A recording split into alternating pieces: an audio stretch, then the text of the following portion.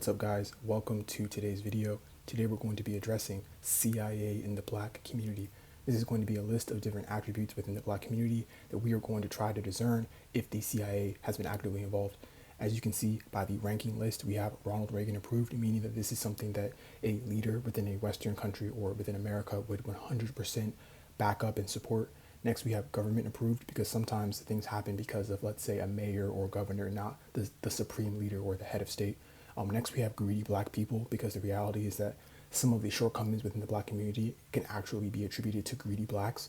And next, we have Black people's fault. This is basically the part of Black people that appeals to degeneracy, and they actively participate and facilitate the existence of certain negative things within the Black community. And then next, we have a natural occurrence. This is basically something that occurs naturally. There isn't any external manipulation, it just happened. So with that being said, let's start the video. We're going to do Sexy Red. This is going straight up to Ronald Reagan approved. Sexy Red is the embodiment and the epitome of Black degeneracy, right? Like, she has multiple baby daddies, she's a hoe, she's unemployed, she's uneducated, she has tattoos and piercings, like everything that a racist person like Ronald Reagan would love to use as an excuse to like put Black people down or to justify why Black people shouldn't get certain things. Like, Sexy Red is that packaged with a ribbon and wrapped up like a Christmas present. Like, this is his dream. Like, this is what he envisioned for Black America. Like, this is just going straight up to the top of the list. Next, we have crack epidemic. This is obviously going to be in between government approved and Ronald Reagan approved, but for the sake of this video, I'm going to put crack epidemic as Ronald Reagan approved, because we all know that, like, during the 60s and especially towards the end of the 70s, there was a lot of optimism about the future of the Black community. And of course, the crack epidemic came in perfectly to basically destroy the Black community, because Black people were going to college, Black people were starting businesses, etc. And the government, aka Ronald Reagan, didn't like that. And so they started to funnel in crack into the hood. It's been proven that the CIA was literally operating in Latin America. They were facilitating the crack epidemic that brought so much destruction to the inner cities of Black America. Next, we have the school to prison pipeline. This is going to go under government approved, because when you actually look at the history of this, like, this basically started to occur right after Reconstruction or right after the Civil War. And basically, they wouldn't allow Black people to go to school.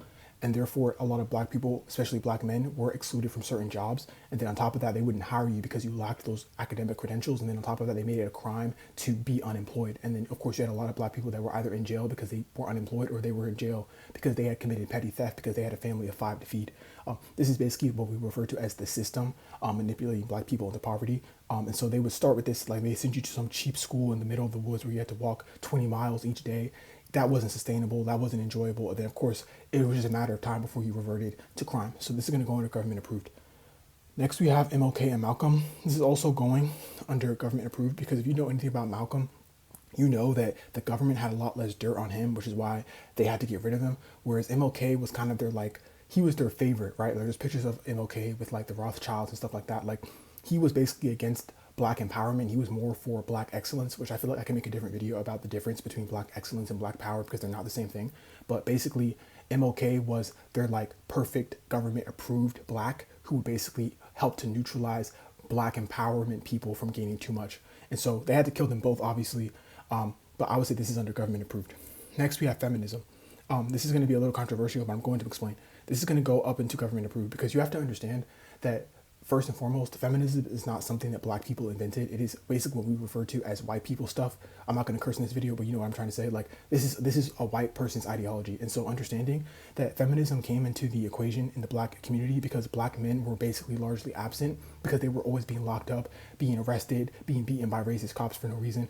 And essentially because there was an absence of Black fathers in the family dynamic or in the family unit, this feminism ideology began to appeal to Black women who didn't have a husband or didn't have a father, and unfortunately has wreaked a lot of damage.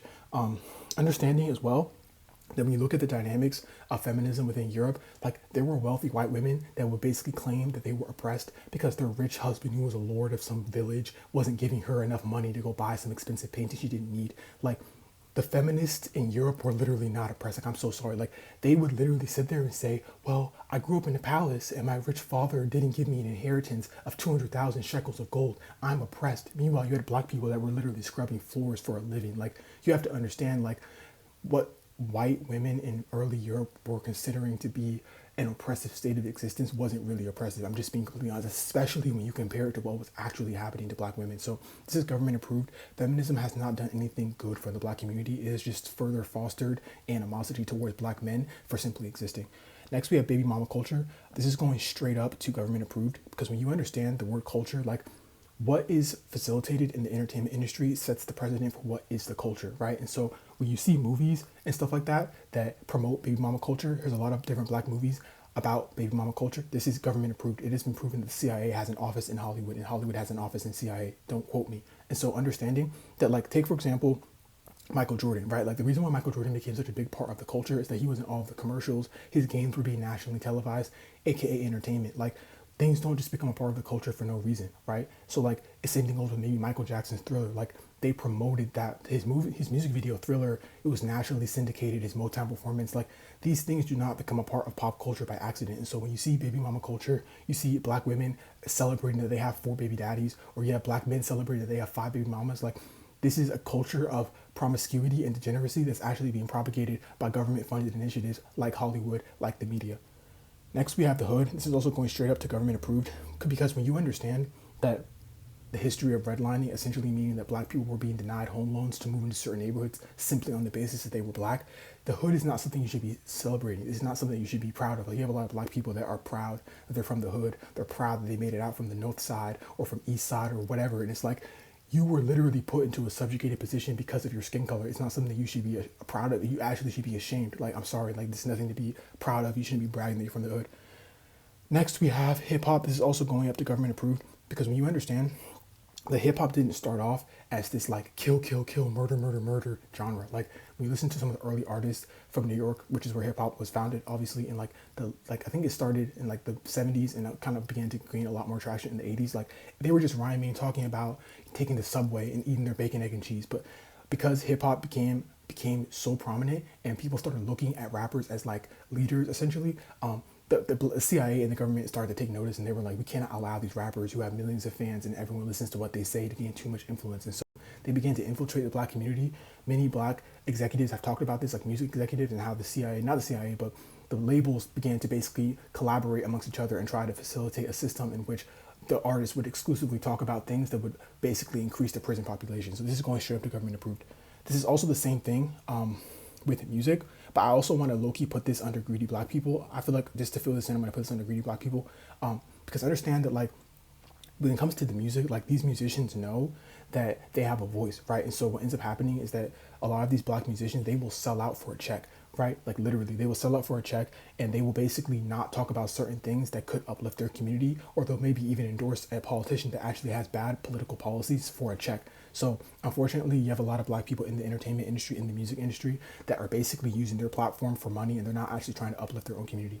Next, we have sports. This is also going up to, I'm actually going to put this low key, I'm going to put this under Ronald Reagan approved, because what you have to understand is that black athletes tend to be physically stronger than a lot of other races. And you have to understand as well that when you read about like warriors back in the day, like these African warriors or these Native American warriors, Aztec warriors, hundreds of years ago, they were warriors. In today's modern world, most of those guys are athletes. I'm not even joking, right? And so you have to understand that the sports industrial complex is specifically orchestrated in such a way to neutralize the threat of these warriors. Because when you read about people like Julius Caesar, Alexander the Great, King Cyrus of Persia, these men that wanted to conquer and dominate, they'll understand like nothing new is under the sun. People like that have always existed. And so back then they would have transmuted that desire, that energy into being a soldier. Whereas in today's modern era, they're selling out for an NIL deal and to play football, right? And so to neutralize the threat of some big black angry man basically trying to wage war against the system, they hand him a check for $200 million to throw a ball around. So this is Ronald Reagan approved. Like there's a reason why these athletes get so much adoration, because they're actually neutralizing a threat.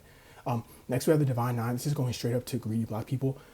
I know a lot of people are going to get hate. Like I know people that are in like fraternities and sororities, but maybe they don't fully understand is that like black people in the Divine Nine are basically the pawns of the system. Like whenever you see a system, let's take for example a corporation that's selling Skittles that has red 40 dye that has been proven to be carcinogenic.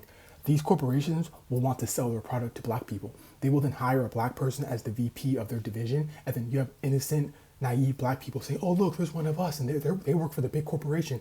Meanwhile, that person's actually in position to sell you a product that's going to make you sick, right? And so like that's basically the position of the Divine Nine. Like they use these people to perpetuate the existence of an oppressive system, right? Because they know that black people are more likely to trust another black person, right? So if a white man comes into the town, it's like, hey, buy this product, they're going to be suspicious. But if a black comes in wearing a nice suit and tie, you know what I'm saying? Like they're more likely to fall for it. And so you'll notice that most of these Divine Nine members, they work for a white person. Their superior is a white person, and they're basically being used as a pawn to again facilitate the existence and the perpetual continuance of an oppressive system that has literally specifically been oppressing black people. This is why you have black people that are in the military and they're fighting for a country that literally didn't want them. Like it's just kind of crazy. Next we have Popeyes Don Julio. This is going straight up to actually, I'm gonna put this up to Ronald Reagan approved.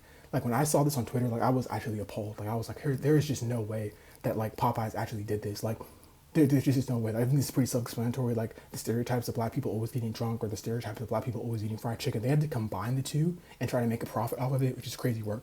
Next we have Diddy. This is also going to government approved because when you understand, like I'm not saying anything about like who I think did what. 'Cause I know there's a lot of this ongoing trial, obviously. But what you have to understand is that Diddy's not the only one. I am telling you this from the bottom of my heart. Diddy is not the only one throwing these freak off parties. Do not believe he's the only one. Also, when you, I don't want to go too off topic, but like even someone like Jeffrey Epstein, don't be a fool and believe that he's the only one that has a private island. Like, do not kid yourself. There are literally thousands of people like this that just haven't been exposed yet. And so, to be completely honest, I think Diddy did something that made them want to turn him in. If I'm being completely honest, I think that Diddy did something. He was gaining too much power, or maybe he wanted to blackmail the wrong person, and they decided to throw him to the wolves. Because I do not believe at all that he's the only one that's doing these types of things. And I think again, it goes back to the Divine Nine thing, where he's just a pawn. Like they're using Diddy as a pawn to recruit black artists to promote degeneracy. But trust me, he's not the only one. Next, we have black elitism. This also goes into greedy black people. Because when you understand that black elitism basically started because there were blacks that were tired of being treated less than, and they basically began to cater to what the white man valued. And so like the very first black elitists probably noticed that a white person would treat another black person a little bit better if they were lighter skinned, or they would treat a black person a little bit better if they had green eyes, or they would treat a black person a little bit better if they were maybe knowledgeable of who Aristotle was. And so these black elites began to basically pander to what they thought would make the white man like them a little bit more. And then it basically developed into an entire faction where they basically not only would cater to what the white man wanted, but they also looked down on blacks who didn't cater to what the white man wanted. And they became their own little group. A lot of these blacks are either part of the Divine Nine or they're part of the like Boys and Girls Club. Like they're very elitist, and you can even see, especially the girls and the way they talk, like they just have this very, I'm not gonna even say whitewash, but it's just straight up pride. Next we have interracial marriage. I'm going to put this between natural occurrence and greedy black people, but for today's video, I'm going to put it under natural occurrence, because you have to understand is that it is very natural to like someone that isn't of your race. Like, I'm so sorry. Like, people want to make it look like there's like some agenda, but the reality is that like, unless you're someone that has never actually been in love or been in a relationship, like you know that if you're a guy, you may have feelings for a black girl, an Indian girl, a Chinese girl, or a white girl. Like a lot of this is natural. Like even in the Bible, guys, like there's plenty of stories of people marrying outside of their race. Like this wasn't some new phenomenon. Now, if you want to go take a historical perspective, like a lot of black people would marry a white person for the social advantages, right? This wasn't uncommon. But in today's modern era, a lot of the time it's just out of who they actually like, and unfortunately, a lot of it is actually based on how the other person treats them.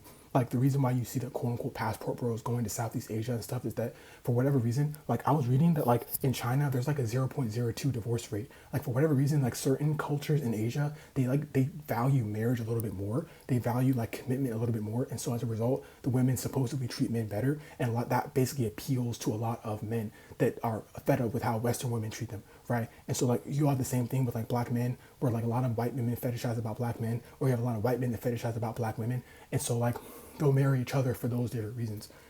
I would say for the most part, it's a natural occurrence.